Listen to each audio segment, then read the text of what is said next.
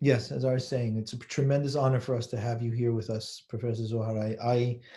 Before I speak a bit about the professor's bio, I want to say that I for years and years, and this is my first time that I'm actually seeing the professor virtually face to face, but I have heard about him and known about him for years because I know that any time that there has been a need for a source and a voice that speaks of classic Sfaradi approach to study, to learning, to Yahudut, to Judaism, to study of Torah, to society. He is the authority for all intents and purposes. And so for us to have you here and for you to agree to have done this, Professor, is really not only an honor for us, but a tremendous privilege. And we're all very excited. So Professor Zohar was born in the United States, but he's been living in the Aretz, in Israel, since his parents came on Aliyah in 1958. And he served in the IDF and afterwards for 3 years studied in Yeshivat Merkaz Arav. His graduate studies were conducted at the Hebrew University's Institute of Contemporary Jewry, where he completed his PhD in 1989. I'm going to ask everybody who is not muted to please mute. Well, Professor Zohar was appointed Chauncey Stillman Professor of Sephardic Law and Ethics at Bar Ilan University, where he taught from 1999 in the Faculty of Law and in the Faculty of Jewish Studies until he was granted the status of Professor Emeritus in October 2017. He's on the editorial boards of the Journal of Law, Religion and State, published by Brill, of Pa'amim, and of Tzionut Datit. He was recently awarded a 4-year grant by the Israel Science Foundation for research on Sephardic halachic creativity in Israel during the Six-Day War from the Six-Day War until the present. He is interested in all aspects of Jewish life and thought, especially in modern times. And he has researched the culture and creativity of Sephardic Oriental rabbis in modern times. And he is going to be speaking to us tonight about the Sfaradi approach to interhuman relations using Hakham ben Zion Uziel, the former Rishon Zion, Zecher Tzadik Livracha, and his Higyoner Uziel as a base for that discussion, which is something that is remarkable to hear from a Hakham who was essentially pre these ideas kind of coming into Orthodox Jewish life. Before we begin, I'm just going to share 2 anecdotes that were told to me by Hakham Ovadia Yosef Zatzal himself about Hakham Tzion Uziel. The first was that he told me that when he became Rishon Zion, Hakham Tzion Uziel was Rishon Zion two times prior. So it was Hakham Tzion Uziel, Hakham Yitzhak Nisim, and Hakham Ovadia. And Hakham Ovadia said that when he became Rishon Zion, he was asked by interviewers which rabbinic figure he wanted to be like. Who did he aspire to? Who was his role model? And Hakham Ovadia said, Hakham Zion ben Uziel, because of his inclusivity and because of the way that he treated the tzibur and his care for the tzibur, and that's who he wanted to emulate. And the second thing that he told us simply was, people think that, Hachamim who care about the tzibur, who are interested in these human-oriented approaches, may have less of a robust scholarship. That people make this, sometimes have these stereotypes that they put. And he said this to the entire yeshiva when I was there. And he said, Hakham ben Zion Uziel had a 30-day holiday. He had a 30-day vacation. And he took the holiday. He said, Magia lo, he deserves it. He was Rishon Zion working very hard. And he said, Ubezman hazeh amar li, Hakham Zion told Hakham Ovadia, Hu gamar kol masechet Shabbat. He finished from cover to cover reviewing the entirety of Masechet Shabbat during his 30-day vacation. And Hakham Ovadia said, Masechet Shabbat lo mishak yeladim. It's not a child's play, that you run through it like that. That was Hakham ben Zion Uziel. He used that to kind of show his power of scholarship and his mastery and command of the entirety of Torah. But we're looking very forward to hearing the professor's words on Hakham ben Zion Uziel's approach to interhuman relations. Without further ado, we turn it over to you, Professor. Okay, thank you very much for your kind words. And I would also like to commend you and Sina for this initiative of having this framework of the Habura or the Bet Midrash, which I think is very important and has great potential. And interestingly, because now we are doing everything through Zoom, so many people from around the world now can participate together in events that until now perhaps people didn't think in that way of doing it, and everything was much more locally based. And this possibility for working internationally has a lot of interesting potential. And that being said,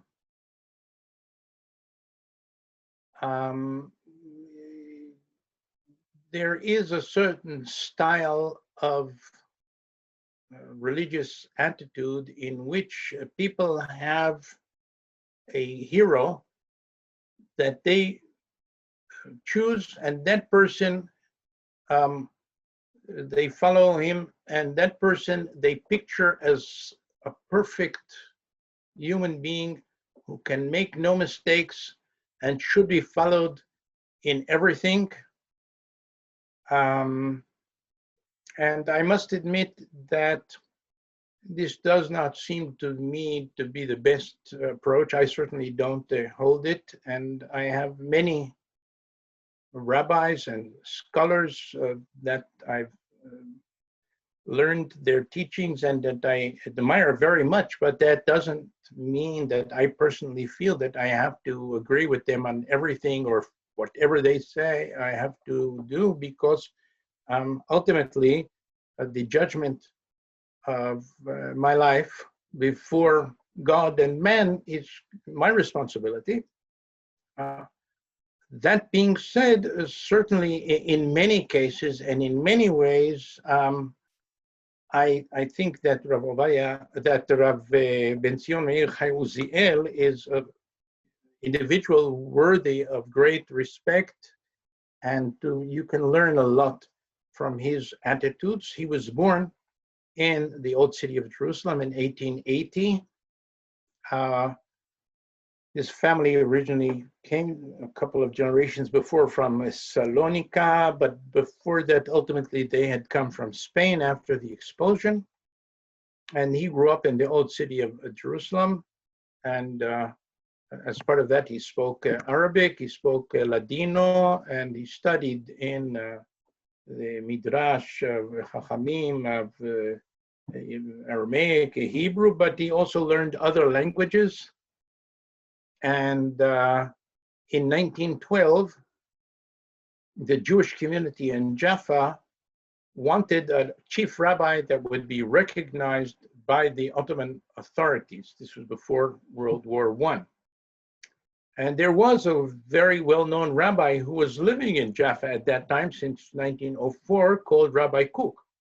But Rabbi Kook did not want to assume Ottoman citizenship. He wanted to retain his Russian citizenship, which gave him certain legal advantages. And therefore, they were looking around and they found the young Rabbi Uziel, 32 years old, to be the Hakham Bashi of Jaffa. In the summer of 1914, Rabbi Kook went on a vacation to Switzerland, I believe, and World War I broke out. And it was Rabbi Uziel who, during the whole course of the war, represented the Jewish community of Jaffa and Tel Aviv, which had just begun, to the Ottoman authorities. And there were a lot of issues and problems going on. And after the war, he spent a couple of years in Salonika in 1921-22. He came back to Tel Aviv. He was the chief rabbi of Jaffa and Tel Aviv. And then in 1939, the Rishon LeZion, Rabbi Yaakov Meir, passed away, and Rabbi Uziel was chosen. Now you have to know that until 1920-21, when the rabbinate was established in Eretz Yisrael by the British, There was no chief rabbi of Eretz Yisrael because Eretz Yisrael didn't exist in the Ottoman geographical framework. So there was the chief rabbi of Jerusalem, there was a chief rabbi of Tzefat, there was a chief rabbi of Akko, and each of these was called Hakham Bashi. Now, the chief rabbi of Jerusalem had special prestige, and he was called in the Hebrew name Rishon LeZion. Now, when the British made the Sephardic chief rabbi, the Sephardic chief rabbi took the name of Rishon LeZion from being the name of the chief rabbi, the title of the chief rabbi of Jerusalem, and made it into the name of the chief rabbi of Eretz Yisrael. So now the meaning of Rishon LeZion has changed. Also, other things have changed because usually at any given time in history, there was one Rishon LeZion, the previous one having passed away, and that's why they chose a new one. Now, every 10 years, according to the Israeli legal system, you make a new choice for the chief Sephardic rabbi and the chief Ashkenazic rabbi. So you now have about quite a few rabbis living simultaneously, each of which holding the title Rishon LeZion because they used to be, and they decided to retain it. So in 1939, Rabbi Uziel became the first Sephardic, the chief rabbi of Eretz Yisrael, and in this capacity in 1948, he became the chief rabbi, the first Sephardic chief rabbi of Medinat Israel, a post he held until his death in 1953. He died at a relatively young age, and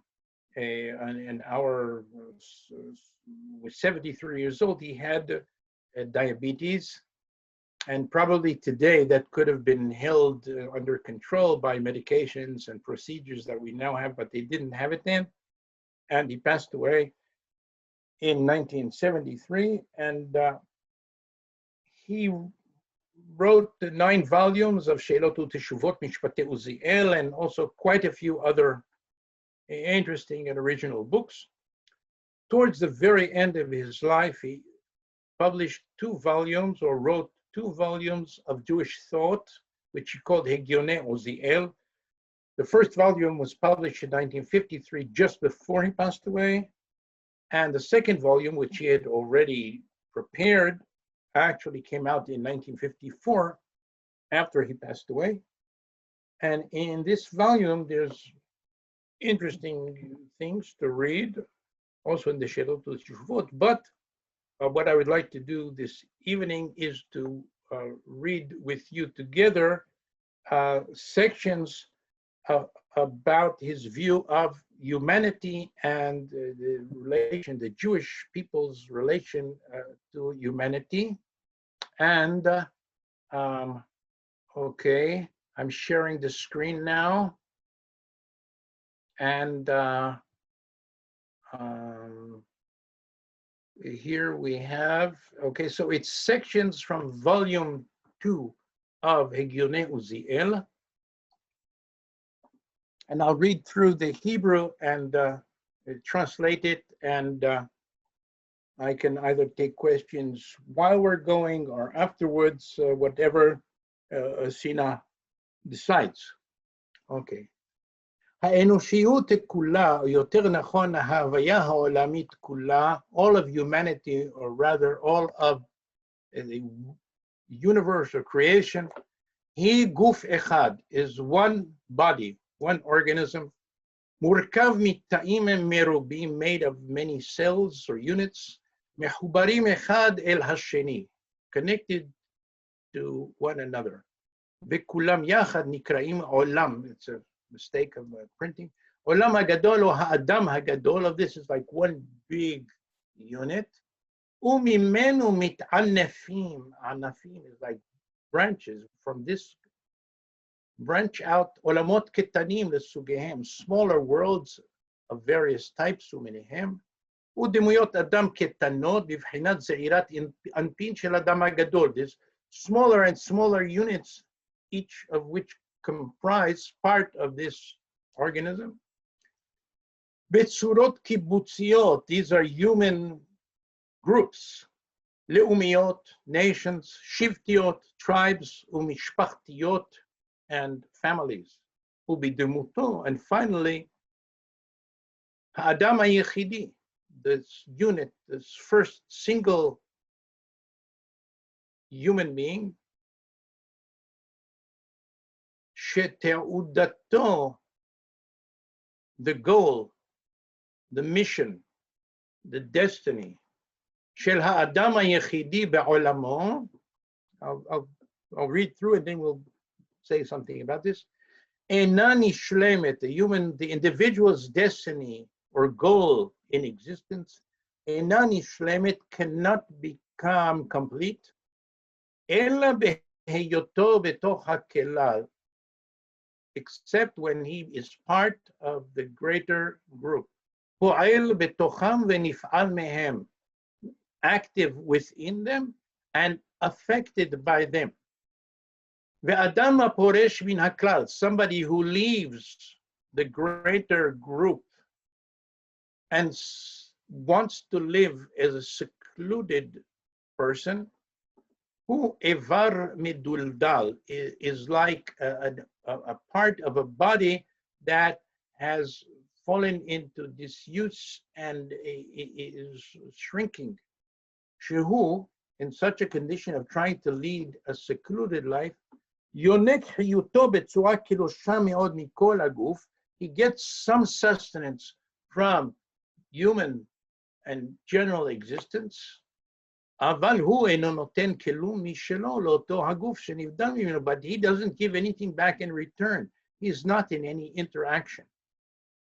לכן, כדי להביא את האדם ואת האנושיות כולה לידי השתלמותה, in order that the individual human being and that humanity in general will reach its proper state of being shalem, גזרה חוכמתו הנפלאה של יוצר האדם, the great wonderful wisdom of the creator of man, determined, להטביע בטבע מציאותו, to impress in the nature of his individual existence, הקיבוץ הלאומי לשבטיו ומשפחותיו.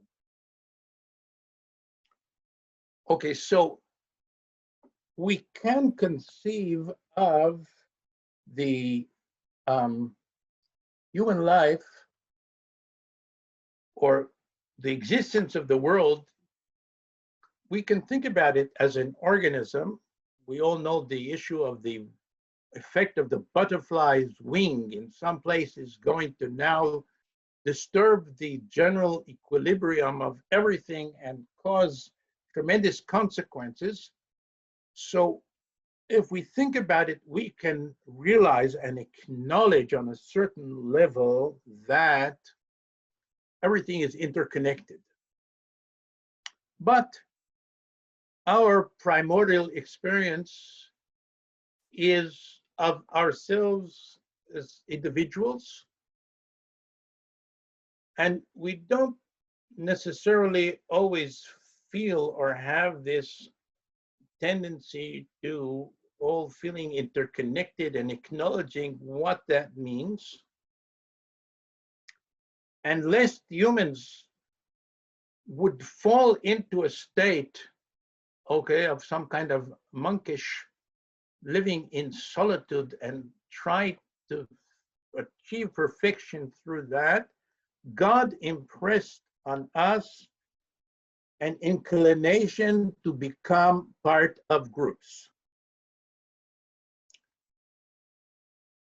But according to Rabbi Uziel, this is something that we have to cultivate. We have a tendency, we have to cultivate, and it doesn't mean that we are foreordained at any primordial level that we have to belong to this specific group or that specific group. We have an innate tendency, he thinks, to want to belong, but how we will belong and how we will actually express this is something that we have to choose and live up to. This interactive existence, being in connection with others, giving and receiving, is what it means, ubaharta b'chaim. Okay, choose life. Life is interacting. Okay, we're a living organism. We take in, we give out, we breathe, we are affected, we affect others. Choice of life means to choose to be in interaction. תורת ישראל מצווה ואומרת, ובחרת בחיים למען תחיה אתה וזרעך. Choose life. Why? So that you and your progeny shall live.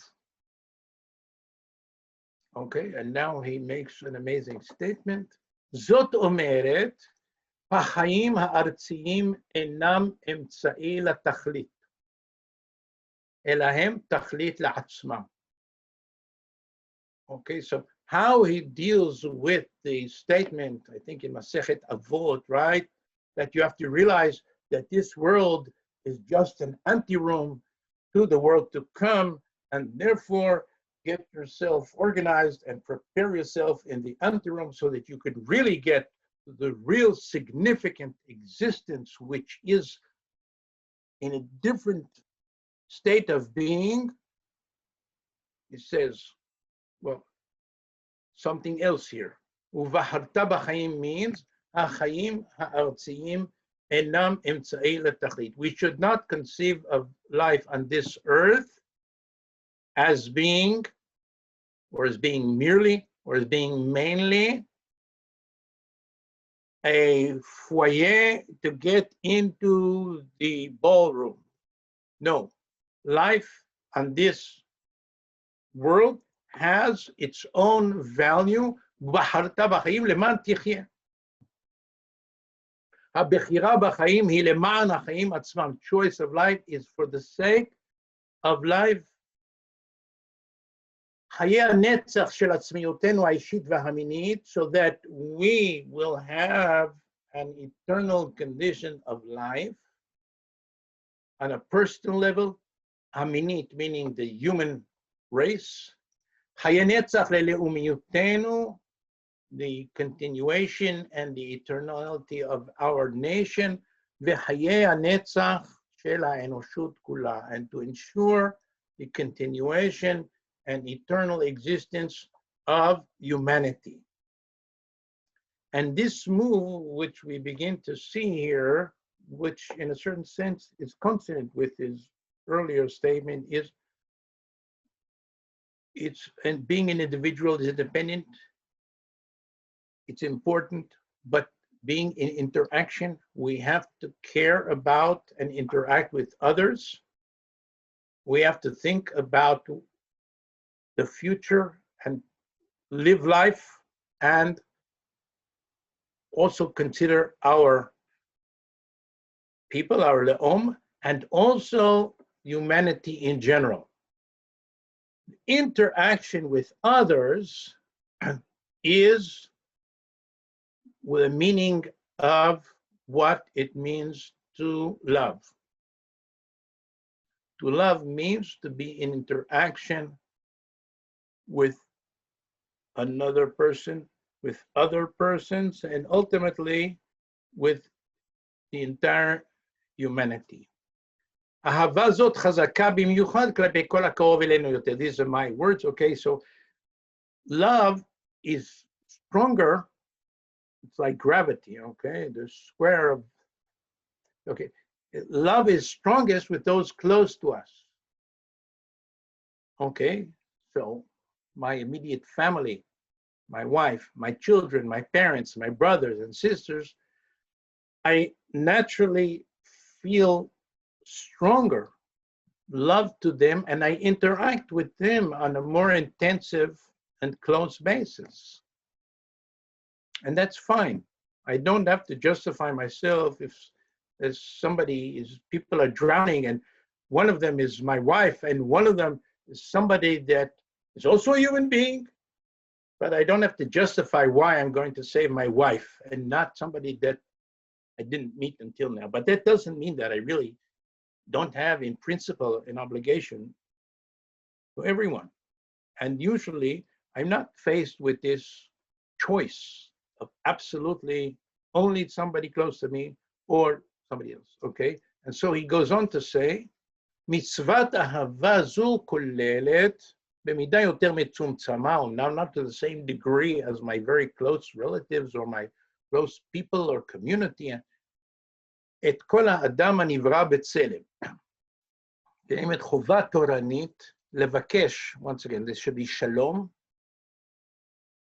to seek peace, ולרדוף שלום, and to pursue peace, לכל אדם, with every human being. ולעשות פעולות אהבה ורחמים, and to undertake actions of love and compassion, המקרבים את כל אלה, that bring all of these, ואפילו השונאים, even people that are our enemies, אל מידת השלום העולמי, to the ultimate peace of the entire world, שהוא תעודתו ושאיפתו של עם ישראל. This is the goal and the yearning, the aspiration of עם ישראל לקרוא לשלום.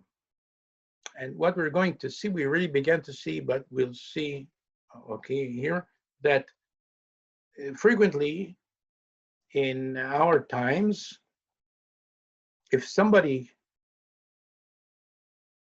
speaks about a lot about the mitzvot, especially mitzvot ben adam lamakom, the same person is not going to be telling you about how we have to pursue human brotherhood throughout the world. And if somebody's going to be telling you, okay, and that person is frequently of a more orthodox or Haredi framework. But if somebody is Jewish and they start telling you about the universal mission of the people of Israel, usually you can say, well, that person, he must be liberal, reform, right? Really serious people into Torah, mitzvot, don't talk about this whole loving humanity and everything. This is, okay? אל מידת השלום העולמי, תעודתו ושאיפתו, that's our mission, our goal, לקרוא לשלום, כדכתיב, as it says, כי תקרב אל עיר להילחם עליה וקראת אליה לשלום. When you come to attack a city, first thing is seek peace. ואם גם, Rabbi Uziel says, קל וחומר, ואם גם בשעת מלחמה נצטווינו לקרוא לשלום והתנהגנו בחסד, if the time of war we are supposed to ask our enemy to agree to peace and to be full of chesed, על אחת כמה וכמה בשעת שלום, time of peace, חובתנו לקרוא לשלום וללכת בדרכי שלום ואהבה, to go in ways of peace and love, עם כל אדם הנברא בצלם, with all human beings who are created in the image of God. אהבת האדם באשר הוא אדם, love of man as a human, אינם מבדלת בין עם לעם. There's no difference here between peoples. כולם הם בגדר מצוות האהבה. Okay, Torah commands us to seek to be in a relationship of peace and ahava with all human beings. Since this is our goal, we as Jews should realize that we have to act לשרותו של האדם, to serve humanity or human beings, ויישובו של עולמנו החברתי, and the well-being, the settlement and the well-being of our social world, בענפיו המרובים, in its many branches, להעמיד ארץ במשפט, to establish justice in the land, ולהשרות, and to cause to reign shalom, ahava, peace, love, ve'achva, and brotherhood. התרוממות מוסרית ומדעית, elevation, ethical and scientific elevation and uplifting בעולמנו, in our world. יישובו של עולם בכל ענפיו המרובים, to improve the state of the humanity and the יישוב of the world in all its aspects, הוא תנאי מוקדם, is a precondition, וצורך הכרחי, and a necessary condition, להשגת דרכנו הישרה בחיים, in order to achieve our straight path in life. ביישובו ובניינו של העולם תרבה הדעת. By settling and creating and building the world, knowledge will increase. ובהכרתנו את מסתרי הטבע, and our acquaintance, increasing our acquaintance with the secrets of nature, יתגלו לעינינו אופקים חדשים ורחבים מאוד. New horizons, broad horizons, will open up to our eyes when we investigate the secrets of nature. שמתוכם, from these things that we uncover, natzitz v'nivasel, we will be able to peek and to receive knowledge, besorah, about nifleot temim deim, the wonders of God who is perfect. Yotzer ma'aseh bereshit, who created nature. בדרכי השגחתו הנפלאים והנסתרים, and the way that he conducts and overlooks and takes care of nature in ways that are mysterious and wonderful. שכולם הם אהבה ומשפט חסד ורחמים. Okay, so acting for the benefit of the world in general and the human condition, and getting to know more and more about nature is a religious vocation and goal.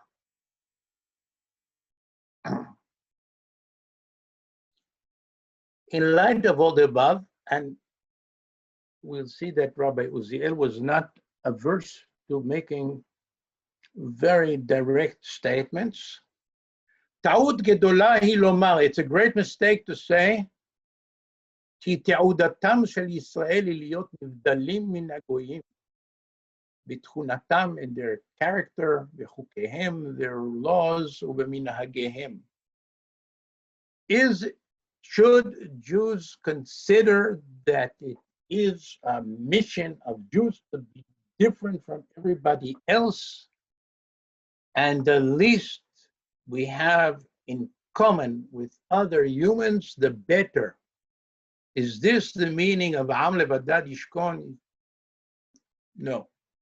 שלא אסרה תורה אלא שלא לעשות כעבודתם הפולחנית או כתועבותיהם. When the Torah speaks about Chokot HaGoyim, it's speaking about their modes of worship of other gods, or to'avot, sexual sexual activities that are very retrograde and disgusting. אבל אין רמז בתורה להיותנו נבדלים בתכונות, בחוקים ומנהגים מכל העמים. We are part of humanity. We shouldn't engage in Avodah Zarah and worship God in the modes of Avodah Zarah. We shouldn't behave with sexual depravity, but that's it. Now, you know, there's a big argument. If you have an opportunity, Rabbi Yisrael Moshe Chazan, who was the chief, born in Izmir, grew up in Jerusalem, and he was the chief rabbi of Rome in the 1840s. He wrote the Sefer Sherot Teshuvot, Kerach Shel Romi, and the first teshuvah in that book is an amazing teshuvah about this issue. Okay? Are Jews basically different and separate from humanity? Or are Jews basically human beings who, in certain things, should not do what the goyim do? Is everything that's not forbidden permitted or encouraged, or vice versa? Where then the background of this comes that he was asked by the leaders of the Jewish community in Rome that they had a very good idea that the people were forgetting when it was time to come to the tefillah. So what if they would build right next to the Batei Knesset, they were all together in one place, a very tall tower that would have on the top a clock, and it would have bells that ring at certain times, and this would enable the Jews in the ghetto of Rome to know what time it is, and especially what time to come to tefillah. Now, if you're living in Rome and you have the ideas to have a large tower near your Bet Knesset, which would have a clock and bells that would ring. Okay, what is more easy to say than this is Hukot HaGoyim? But Rabbi Yisrael Moshe Chazan takes the opportunity to go into a very long excursus and discussion about this matter, and he explains that basically Jews and other human beings have very much in common. Not only do they have rationality in common, but also many things that influence their emotions are also similar, and they're culturally generated. And he says he had been in many countries around the world. Interestingly, when he came to Muslim countries, the music that Jews in those countries appreciated and they used for their tefillot were very similar to the type of music that the non-Jewish population appreciated. And now in Italy, he sees that the type of music that Jews in Italy appreciate very much is very similar to the type of music that the non-Jews in Italy, and he says that's very normal and it's perfectly fine. We have a lot in common, and this is not Hukot HaGoyim. So in that case, he's moving up to talk about what is national feeling or national identity. And he says like this, "Halaumiyut enena geza meshutaf." When we're talking about a national group, we shouldn't be thinking about a common race. Lo moledet o malchut o memshala meshutefet, nor we shouldn't be thinking about a piece of land or a political system. Velo minagim v'darkei chiyuv, maybe this should have been darkei chinuch or sifrut v'tabut, nor are we thinking about customs, education, I think, sifrut, literature, and culture. All these are expressions, specific expressions of something underlying. The specific meaning that we should attach to the meaning le'umiyut, peoplehood, nationhood, hashkafat olam, a worldview, leshipur chayenu ha'enoshiyim alei adamot. What should be at stake and what is deeply at stake between different groups is what is the best way to lead a human life that will be the most uplifting, the most fulfilling, and enable us to rise up lepisgat hagova, to the pinnacle shel hateuda ha'enoshit. Okay, human beings all want, either consciously or unconsciously, to rise up to the highest level of human existence.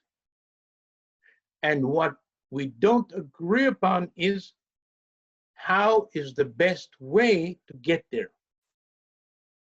The difference between, he postulates, which we can think about, between Israel and the nations and the other nations is, halalu osim et hamediniyut, politics and nation state, lekol ikar kiyumam b'chaim, is the state at the focus of our identification. That's what he claims is true of other groups.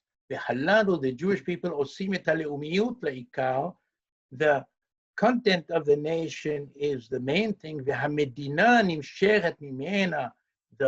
state is a political formation and creation in order to fulfill the goal of what does it mean to be a nation. Okay, now he goes on to say, since all peoples in different ways are trying to somehow improve the human condition and get to the best possible way of living as a human being,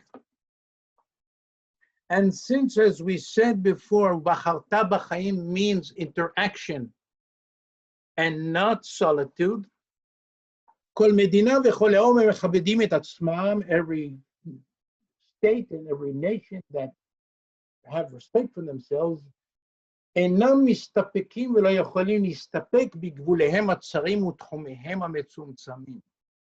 No self-respecting people will want to only be autarkic and only base itself on what it already has. אלא הם שואפים, they strive, and they should strive, להכניס את כל הטוב והיפה, המועיל והנהדר אל אוצרם העולמי. Every people should want to look around. What's going on in the world? There are wonderful things out there. Hatov, hayafeh, mo'il, useful, nehedar, wonderful. And to bring those wonderful things in to our national treasure. Ulehotzi mishelahem, and every nation should also want to give out to the rest of humanity maximum, the most shefa beracha, most blessing and enrichment. Leotzar ha'enoshut kula. We should want to enrich all human beings with what we have and enrich ourselves with what they have. ליצור קשר של אהבה וידידות בין העמים כולם, to establish a tie of love and friendship between all peoples. להעשרת אוצר האנושיות, in order to enrich the treasury of humanity, בדעות מחשביות ומוסריות, with rational and ethical moral opinions, ובגילוי מצפוני הטבע, and discovering the secrets, the hidden secrets of nature. אשרי המדינה ואשריהו הלאום, blessed is the country and blessed is the people, שיכול לתת דין וחשבון לעצמו ממה שהכניסה לאוצרה משל אחרים. This is so unlike what you usually hear in Jewish education, right? The most blessing comes to a country that can give itself an account of all the wonderful things that we looked and found in the other countries and peoples of the world, and we brought it in. And now we're so much more enriched by this. And even more than that, we should be proud and happy. Every people should want to be proud and happy of what it granted from its own ginazim, its own hidden treasures, של האנושיות כולה. אוי לה למדינה ולאומה. It's terrible for a country and a nation שמתקפלת בארבע אמונותיה, that folds itself up and shuts itself into its own little arba amot umitztamtsemet bigvuleha hatzarim, and confines itself to its narrow borders, me'ayin la malatet mishela, because it doesn't have anything to give out, ume'ayin la kelei kibul vekoach klita, and lacking the vessels and the power to be able to take in from others. Now, he says, in fact, the Jewish people did what they should have been doing all along. So the Jewish people didn't shut itself off and didn't suffice to its narrow, what grows in its own little fields. It didn't shut its eyes. Didn't shut its eyes to the sparks of light in other places. No, it didn't shut its ears from hearing the song of life in the field of activity, in the towns and cities, in the streets, and in the active creativity. It should be bikol melon neshimato. The Jewish people took into itself with full breath et kol hachadash, everythh that was new, notzet, sparkling, and mazhir, shining, shebisdei ha'achirim, והטביעה עליהם את חותם הקודש של לאומיותו. When we took in wonderful things from other peoples, we integrated it into our holy existence, and it became part of us. Okay, what do I think of when I read this? Seder Pesach. All scholars agree that Seder Pesach is framed and constructed on the Greco-Roman Symposium, where people would sit around reclining on couches, and they would have food, and they would discuss together noble and uplifting ideas and exchange their opinions about this. And this is the format of Seder Pesach. But what is more Jewish than a Seder Pesach? So we took in this format and made it part of us, and now we have made things much better than they were before. This shows the great power of life. The great power that the Jewish people had to take in from outside wonderful things and integrate it.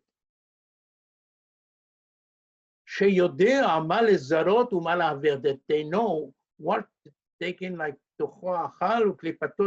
right? You don't have to take in everything. You take in what's good and best, and you don't take in, you throw away what's not appropriate. The Jewish people to digest the food, to reject what's has to be not accepted, and to feed its soul from the best and the most delicate. But where did it get this food from? From outside.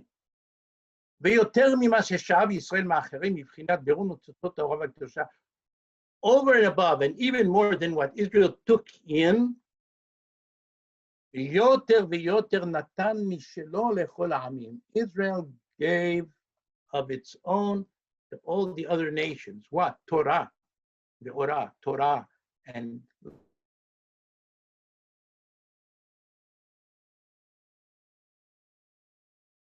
life. mishpat tzedek,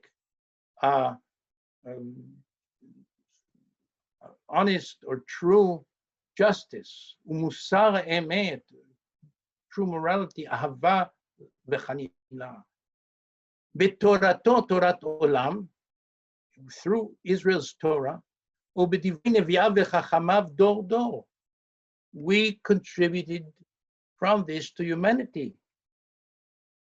Shekulam, all of what we give, sefugim ahava ilahi, these are all things that we give out that are full of sublime love, le'elokei olam, God, u'lekol hanivra b'tzalmo, and all humans that were created in his image, u'lekol yetzurav hativ'iyim, and all of God's creation, musar askel v'divrei shalom ve'emet.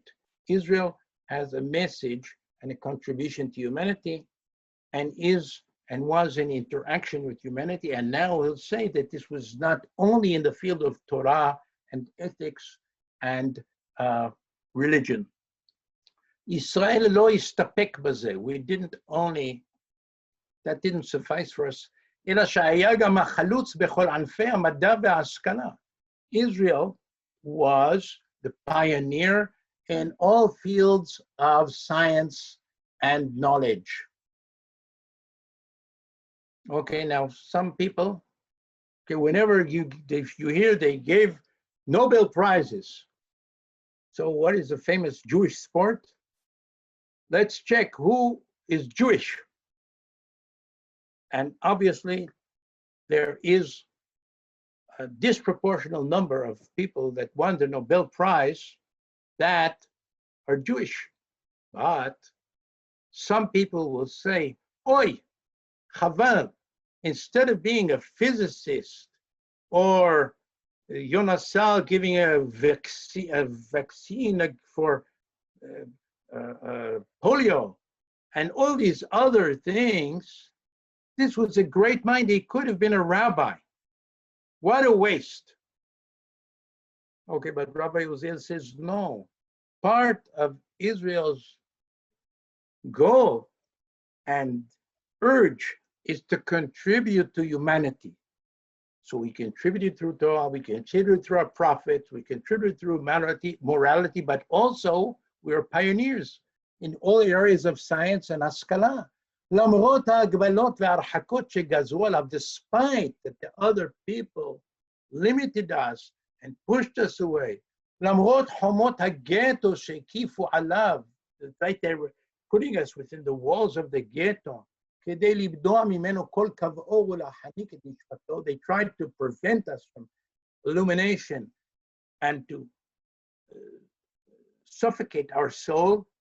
למרות כל זאת, קלט אל תוכו, the Jewish people nevertheless took in, והכניס לאוצרו, and took into its own treasure, כל מה שהתחדש בעולם הרחב, everything that was new in the wide world, בענפי המדע והתעשייה, in the field of science, technology, and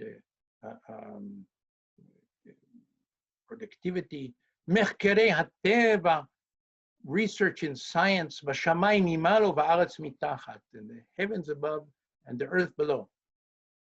מזוין בידיעותיו, armed with the knowledge that the Jews gained, נלחם בכל כוחות גופו ונפשו. Jews fought with all their powers of their body and soul, להביא חופש ודרור בארצות גלותו, to bring freedom and liberty in the countries that it lived.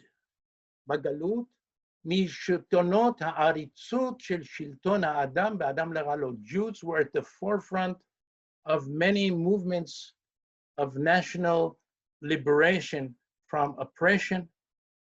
Frequently say, oh, these people, they were Jewish. Nah, that's nothing Jewish about that. But Uziel says, no, the people who were doing that and sought to bring a just society, a free society in the various countries of the world, they were doing something that is part of what Jews should be doing.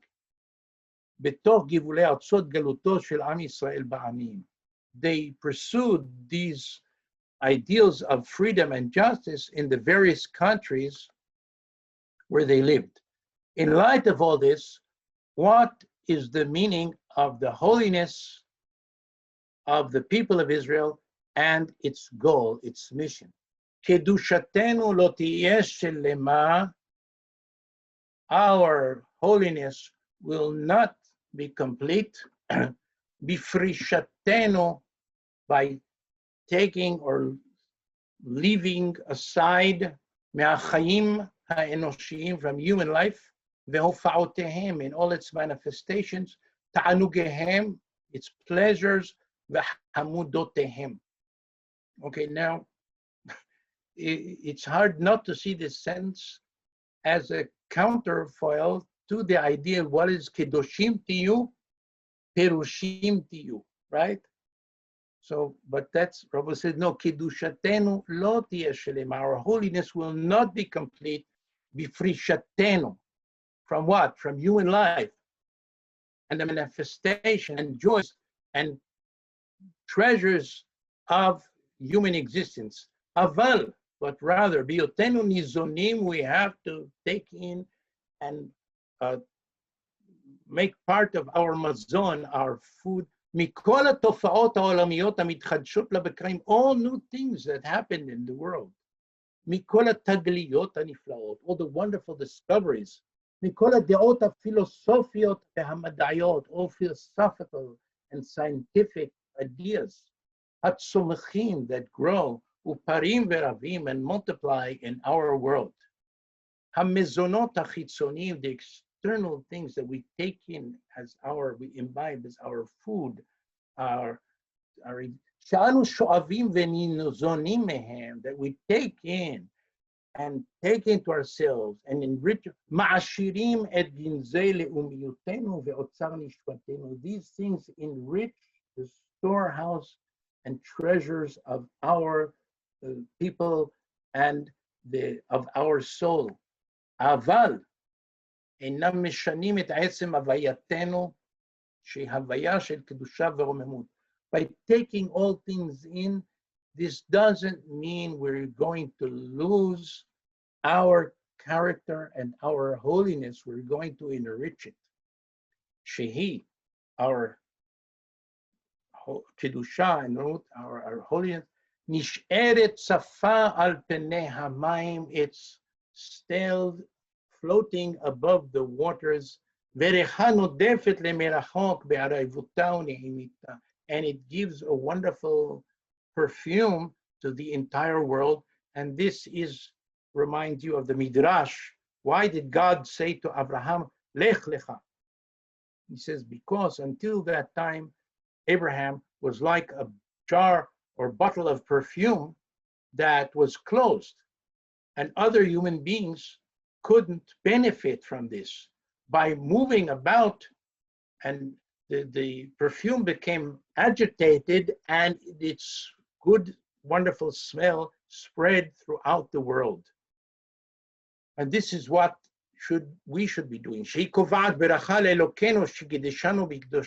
By doing this and by taking in from the entire world, but maintaining our kedusha and enriching it, this will bring beracha, this brings blessing, le'elokenu shekideshanu b'kedushato, beracha ve'korat ruach, a blessing and satisfaction la'atzmenu, uberacha u'tehila ve'tiferet, this will also bring us blessings and praise, mikol ha'amim, from all the peoples, ha'chayim itanu ale adamot, and he concludes, and I will conclude here the text, and then we can have some discussion if you're not falling asleep already. Sikum te'udata, this should be not te'udarna, te'udata, the goal, the summary of the goal and the mission of le'umiyut ha'yahadut, of the nationality and the national goal of the Jewish people, lichyot ve'avod, to live and to toil, livnot ulehibanot, to build and to be built. Leshaper et olamenu, to improve our world, ואת חיינו and our life. להתרומם בעצמנו, to rise up ourselves, ולהרים את האחרים, and to bring others up, לפסגת הגובה של השלמות וההצלחה האנושית, to the highest level of perfection and success of humanity, בדרך שלום ואהבה, by way of peace and love. והתקדש, and we should become holy, בקדושת האלוקים, with the holiness of God, במחשבה ובמעשה, in thought and action, ולהיות ברכה לעצמנו, a blessing to ourselves, ולברכה ותהילה, and a blessing and a praise לשם, and a fame and תפארת, and the תפארת, wonderful, לכל הגויים, for all human beings, for all the nations, להיות עם קדוש להשם אלוקינו, to be a holy people, to our God, our King, and בורא העולם ויוצר האדם. And in this way, Rabbi Uziel is presenting, this is mamash to the end of his life, right? This is like his parting message. Yoneh Uziel Kerech Bet appeared just after he passed away, but he said it, okay? His vision of the Jewish people as part of humanity and as an ideal of interaction between the Jews, the Jewish people and Jewish culture and Judaism and the culture and creativity and activity and knowledge of all human beings. And this interaction, give and take, breathe in, breathe out, eating and providing to others is the meaning of ahava, the meaning of life, uvahrata b'chaim. Okay, and any comments or thoughts? Thank you so much, Hakham Zohar. That was incredibly moving and very relevant. If anybody has any questions, I know a couple of people messaged me saying they had. Please do. I would like, Rav Sinna, I would like to engage. Yes, please. A bit.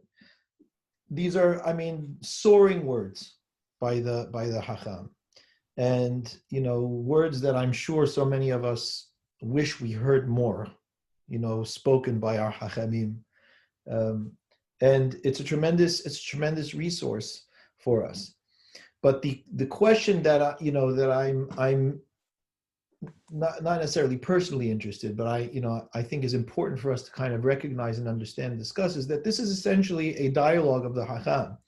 Where are his source? He brings a pasuk here, a line there, but where is the source of his formulation of these ideas? In other words, it's one thing, and that's one of the problems, with it. We can simply point to Hakham Uziel and say, well, look, he said it. And the attack would be, and I guess I'm sensitive to attacks, but I mean, the bottom line is that the attack would be, well, it's very nice. What's his source? One pasuk, we could read the pasuk differently. One line in the Talmud, we can read the Talmud differently. So it resonates wonderfully. I'm being devil's advocate. But where is the source for all of it? Or does it need one? Is it enough for the Hakham simply to be the Hakham and say, this is my thought? Okay, first of all, thank you for that question. And yes, well, first of all, you have to realize that these are excerpts. Yes, I understand. And but even the excerpts, right? So the question is, is there robust marshaling, or is it more a sense of, these are my ideas and here's the scaffolding for it? Well, and that's my question. His various ideas, he builds on various sources in his interpretation. And the truth is that to a certain extent,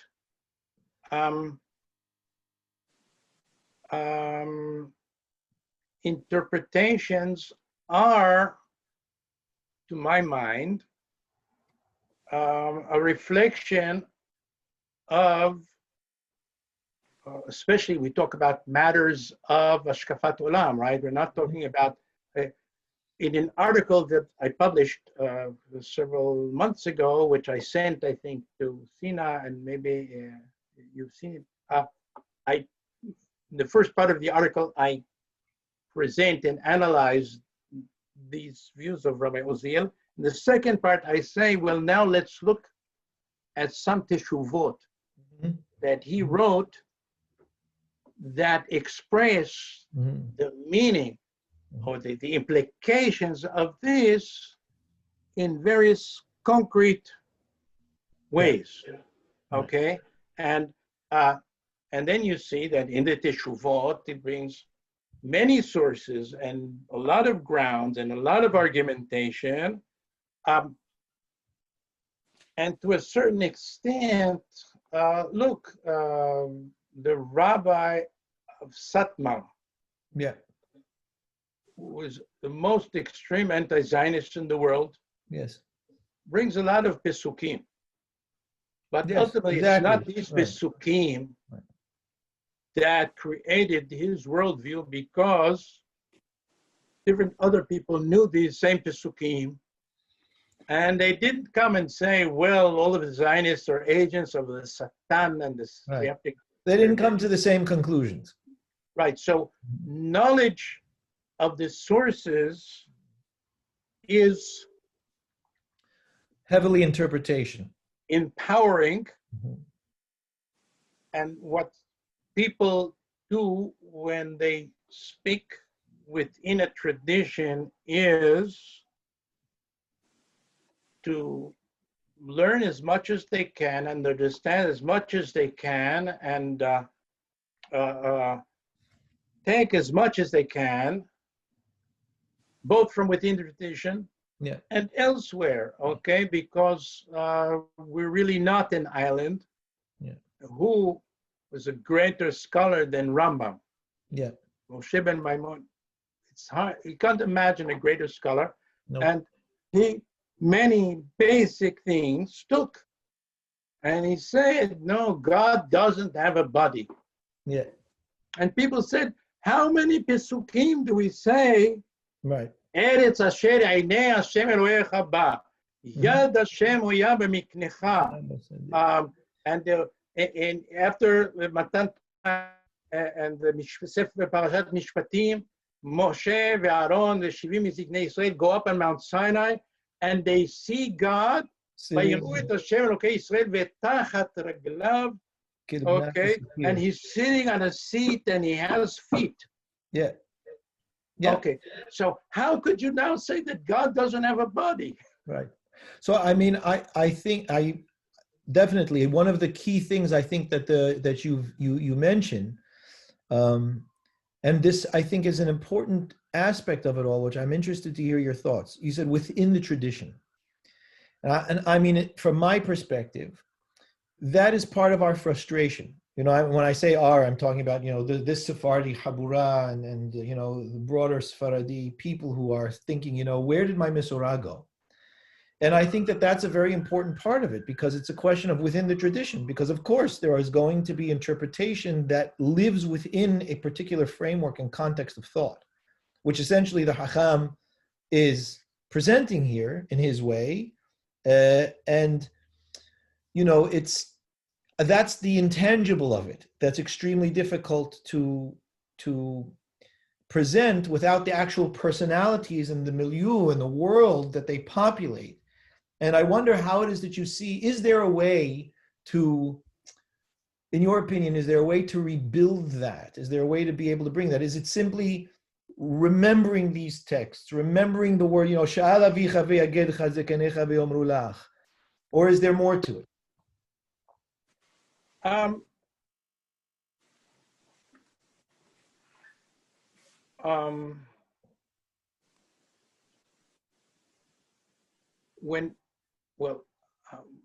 when I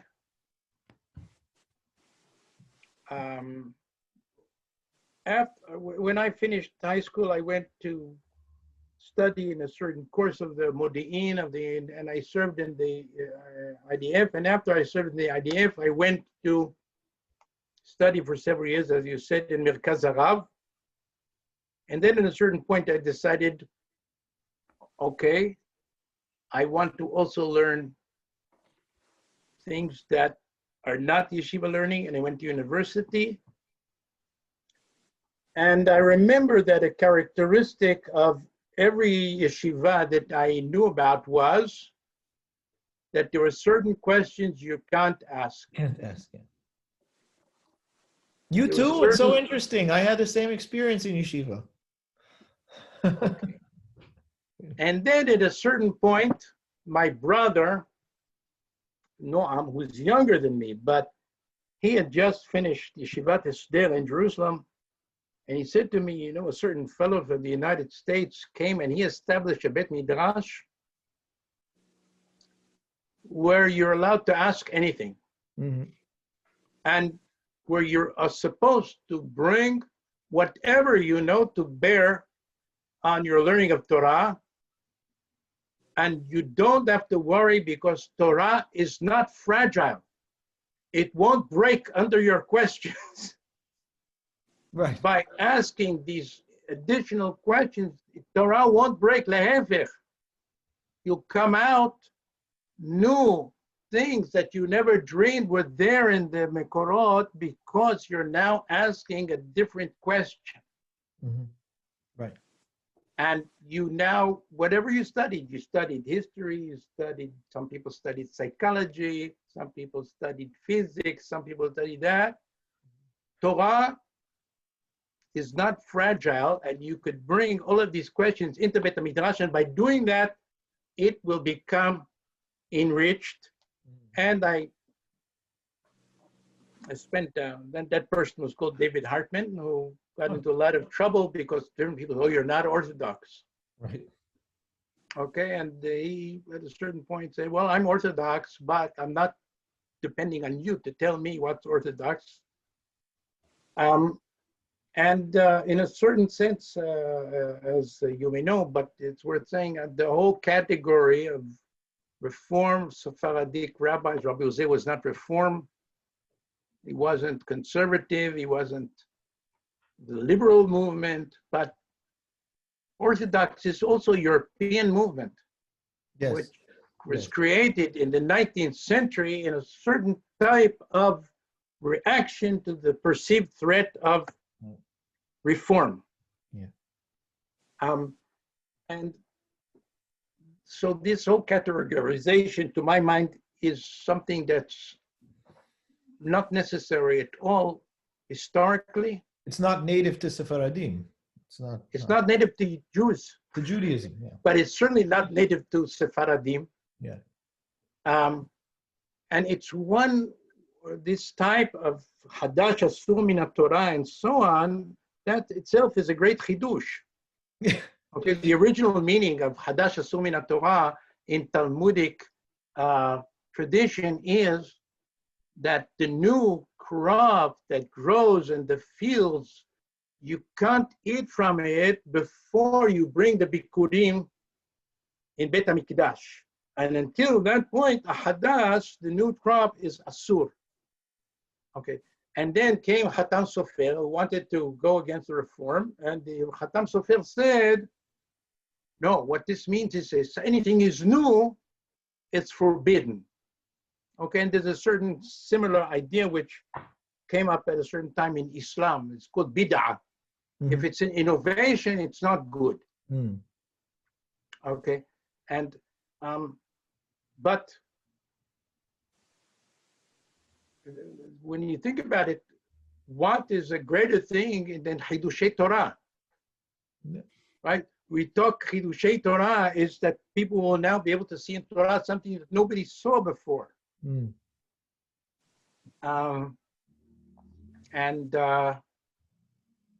So the idea that well, there's a lot to be said about this, but obviously Rabbi Uziel does not think Shahadash Asu min Torah. Right. He says lehefech, if there's something new, some new idea, some new discovery, that's wonderful. Who gave human beings the capacity to discover all these things? It's because of Tzelem Elokim Sheba Adam, and Tzelem Elokim Sheba Adam is not a Jewish thing, what you see also from his lengthy teshuvah about a dissection of human beings to advanced medicine. Okay. Yes. And he says, no, it's just not. Human beings are all created with Tzelem Elokim, and they're made to be creative. They're made to learn from one another. They're made to be a Hadesh, and that's a wonderful thing. We should benefit from this, and it's not, we shouldn't perceive it as a danger because we can integrate it. We may not originally know how. All right, so now somebody showed me a book by a certain fellow that translated the Sefer Zohar into English, Matt, somebody, and he wrote a whole book how the description of the creation in Sefer Zohar is wonderfully appropriate to the Big Bang theory of the creation of the universe from one infinitesimal spot that included everything. And okay, so but the notion that we so Rabbi Uziel is not coming from this approach, and there are others. Sephardic Hachamim, Rambam was not coming from this approach. Many other rabbis were not coming from this approach. The statement in Yonei Uziel, to my mind, is unusually clear and powerful and no holds barred statement of this attitude of what it's all about. Thank you. I don't want Can to I ask a quick? Can I ask a very quick question? No, that's fine. If you're Can I ask a very quick question? Thank you very much. What was the relationship? I mean, I'm sure you can write books about this, between Hakham Uziel and Rav Kook. Did they have a close relationship? Is there lots of correspondence? Was there any correspondence between them that we know of?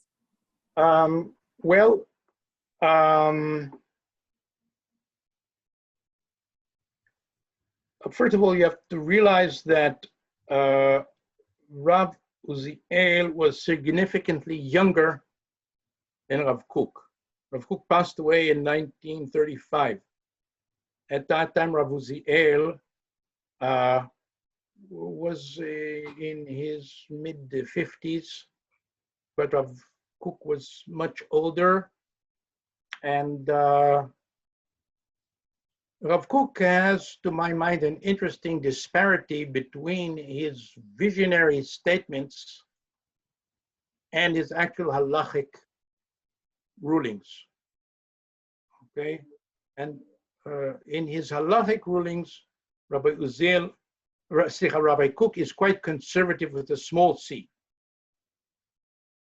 And there's a whole series of issues in which you see that they disagree.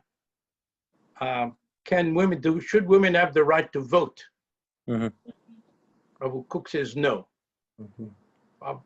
Uziel says, obviously yes.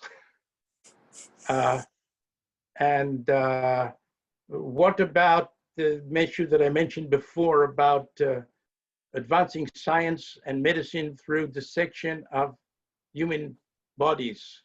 So Rav Kook says, well, okay, if we have to do it, we buy bodies from India. Of course, the Goyim don't care about this whole issue of Kedushat Adam, and the Tzelem Elokim is more manifest in the Jewish people than the Goyim. And Rav Uziel, who apparently was not aware at the time of that Rav Kook said this because it was not yet published, but arguing against a similar position which he heard, he said, "Davar ze lo nitan le'ha'amer v'lo kol sheken le'ikatev." To say that there's a difference in the humanity of Jews and non-Jews, you can't say it. Kal v'chomer, you can't write such a thing. It's a blasphemy. This is written. This is a direct quote from him, or it's a shmua that he said this. What? Rav Uziel said. No, Rav Uziel. Uziel said, I'm not saying that he knew the tshuva of Rav Kook about Yes. this was not published yet. But the opinion, or this kind of opinion, was something that Rav Uziel heard, and he directly said, "Chas v'chalila davar ze lo nitan le'ha'amer," you can't say it, "v'lo kol sheken le'ikatev," that there's a difference in humanity and tzelem Elokim between Jews and non-Jews. Now, obviously, okay, he's going here against an entire Kabbalistic tradition. Yes. Mamash against the entire Kabbalistic tradition, but very much in keeping with the Bible. Right? The Tanakh says, and the Mishnah says, okay, in Sanhedrin, why do we say Damo v'dam za'ayotav? Why do we? Because all of the human beings were created b'matbea echad, and everyone is different from each other. And therefore, people can't say Abba gadol me avicha. My father is bigger and more important than yours. We're all created in the image of God. All human beings. And that's there's a whole article by the great scholar, Professor Ephraim Urbach, to show that there's two versions in that Mishnah. Okay, it says Kol hamatzil nefesh achat miYisrael כאילו הציל עולם ומלואו, and the other version is Kol hamatzil nefesh achat כאילו הציל עולם ומלואו, and he shows that not only the logic but the manuscript evidence is that Kol hamatzil nefesh achat, not necessarily Jewish, is the original. The original. Thank you. Anybody else with any questions? Rav Sina, I wonder if we can stop the share screen so we can see everybody on the. Yes. Professor Zohar, if you can just stop the share screen. All right, That's just a okay. minute. Stop share. Just so we can Whoop. see everyone. There we go. Tina, can I say one thing, quick thing? Please. Please. So I was going to ask a question which was similar, along the lines of what the Rav asked, but I think you addressed that. But first of all, thank you so much for this inspiring lessons and messages. And it was a pleasure sort of reading the words of Hakham Uziel inside and your careful translation. I remember reading a story of Hakham Uziel, which I thought was remarkable, and I was wondering, like, the historical accuracy of it, which was the one of, I think, pre-state. There was a skirmish between the Arabs and the Jews, and he entered the entered the battleground. I don't know if you've heard about this, and he managed to stop. It was he used the same words, like along the same theme of we're all brothers. And I've seen it in a few places, and I don't know if you know anything about this story. I've heard the story myself, but I can't give you a better source that it's written someplace or that it's printed someplace. I think we've got a question from Robert. So I'd like to ask the speaker. It's very interesting that we went through this page of his book. What was the reaction at the time by the other Chachamim? Was anything notable? Did people write against it? Did people write for it? Was there anything notable, or did it kind of really not get sort of noticed until much later? Okay, the truth is that in Rabbi Uziel's lifetime, he was acknowledged by Sephardic rabbis in Eretz Israel and around the world as unquestionably the leading Sephardic rabbi of his time. However, when he passed, first of all, all of his books were printed in very limited editions. Okay, and also now what happened was that at a certain time in the early 1990s, a person who's now past 85, I believe, called Ezra Barnea, decided to establish a committee for the republication of the works of Rabbi Uziel.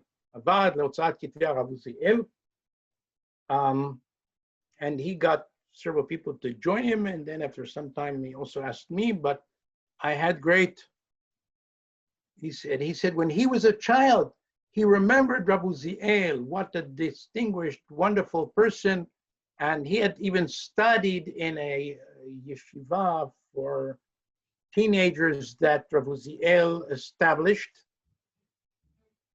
And he later told me, and I got great nachat ruach from this, that when I was a graduate student in the Hebrew University in the 1980s, he was a teacher, and he came to do an MA in Jewish studies, and he studied with me. I remembered him from then, a very fine person. And I brought some other Teshuvah Rabbi Uziel, and I said, Haval, that you can't buy these books anymore. They're out of print and you can't buy them. So I had to photocopy it from the National Library. And he later said that this was one of his motivations to establish his Vag. So now it's very easy to get books by Rav Uziel. But at the time, there was two things. First of all, the 1950s and to a certain extent the 1960s was, okay, the nadir, the opposite of the zenith of rabbinic studies in the world. Also in the Ashkenazic world. This was just after the Shoah. The great Torah centers of Europe had been destroyed. Barely were beginning to be reestablished yeshivot. And also in the Sephardic world for two reasons. First of all, because at the time, less and less young people were going to study to be Talmidei Chachamim. You could be a lawyer, you could be a scientist, you could be an artist. And the prestige of Chachamim in the 1950s was not high, to say the least. And also this was a time of the great immigration, aliyah, uprooting of the Jewish communities in the Middle East and North Africa. So the traditional modes of study were disrupted. There weren't yeshivot gedolot in Sephardic countries, but Bet Midrash, 10, 20, 30 people, and this was disrupted. And what was replaced, like Porat Yosef from the beginning was established by people who were of Sephardic origin from the right wing in the religious sense. People who were the Talmidim, the right wing of the Talmidim of the Ben Ish Chai came from Iraq to Jerusalem. People who were in the right wing of the Sephardic world in Aleppo, Halab came to Jerusalem. Other Halebi rabbis went to different places in the world. The ones that came to Jerusalem were the more conservative with a small c, and they lived in neighborhoods with a concentration of Haredim Ashkenazim.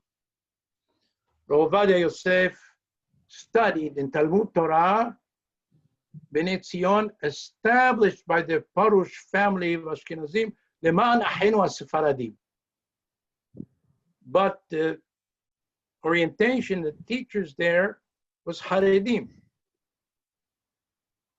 And that's why you see in Rav Hakham Ovadia Yosef was a tremendously, phenomenally great Talmid Chacham. You see over time this interplay between the more traditional Sephardic openness and the influences of the Haredi world. And it's interesting to try to trace that. So obviously compared to what you see in the Haredi world, Rav Ovadia Yosef was much more open and flexible. But compared to other Sephardic rabbis, not so much. Okay, compared to Rav Uziel, Rabbi Chaim David Alevi, Rabbi David Shelush, Rabbi Yosef Massas, and others, Rav Ovadia Yosef was not on the more than open edge of the Sephardic world, although it's clear that he was a tremendous Talmid Chacham and had tremendous influence and restored the prestige of Sephardic Torah. But where did he send all his sons to study? In Haredi yeshivot. So all of his sons are more Haredi than he ever was. That's for sure.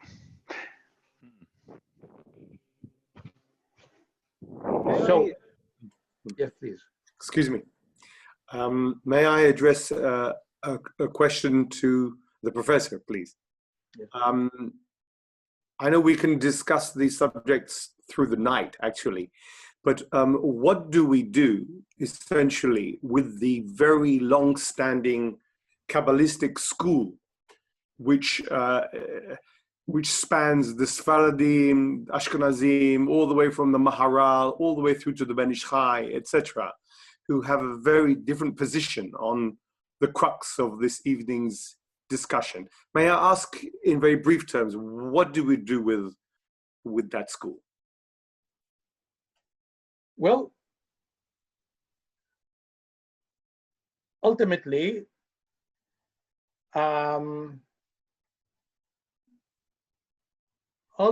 have to make a choice, right?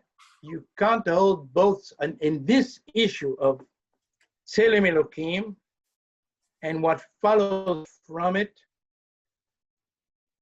it's not in any way necessary, according to the classical sources, to hold the Kabbalistic view.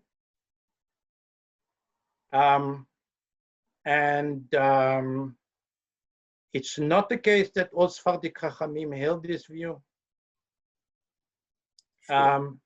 And it's not the case that that's the authentic Sephardic.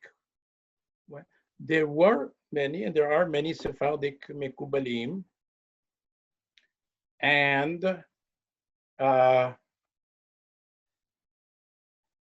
there's a great advantage to holding the Kabbalistic view, which is somebody could come and tell you point blank, you don't understand it, you can't understand it, that's the way it is, there's nothing to really discuss, that's the truth. Okay, so it's just like a different form, to my mind, all right, sorry, to my mind, it's a different form of Da'at Torah. What does Da'at Torah come and say? There's some people that have a certain way of understanding and intuiting what the true Jewish approach is, that's beyond rational ken. You can't argue, you can't understand it, you can't critique it, you just have to believe. And if you look historically, where did we get Da'at Torah? There's a whole development. Da'at Torah came to the Sure. world from the Hasidic world. So am I to understand, for clarification, that you feel it's a choice that needs to be made between one and the other? They cannot live side by side. Well, first of all, the idea that you can study and ask questions and not take for an answer, that's how it is. That's a basic attitude, okay? I don't think Rabbi Uziel that. Now, there are certain things that's a matter of existential choices in a certain sense. Do I want to continue being a Jew?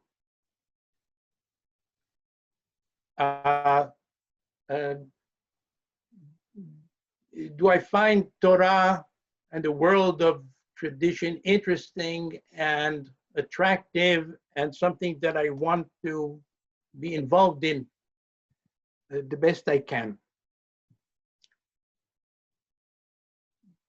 But then, does that mean giving up my critical facilities?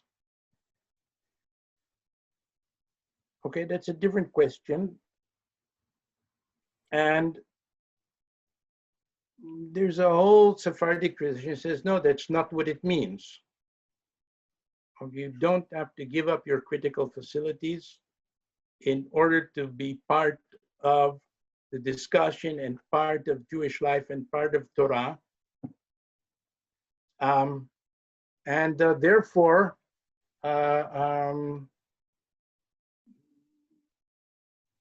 if somebody comes and says, well, that's how it is, you say, just a minute, but there's a whole different tradition that doesn't hold that. It is a very strong statement to me. That's not what Rambam said. Thank you. And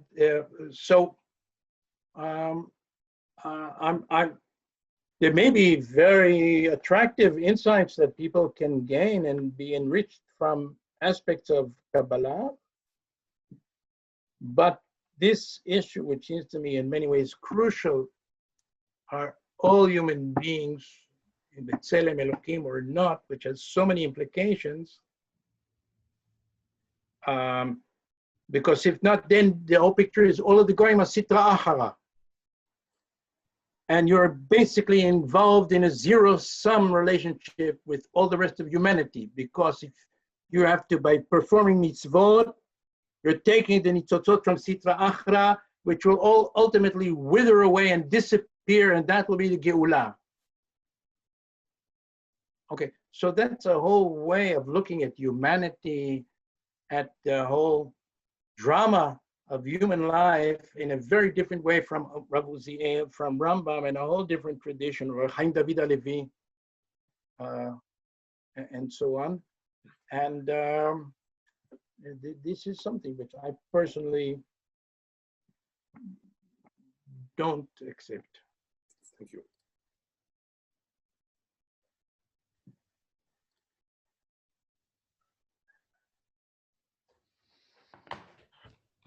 Okay. Well, then I think that's a wonderful note to end. I thank you very much, Professor, and I thank everybody for being here. A tremendous inspiration and education for all of us. And we have it recorded, so we'll hand it over. And we wish you a Laila Tov. It's very late there. Laila Tov, Tov, right? Laila already.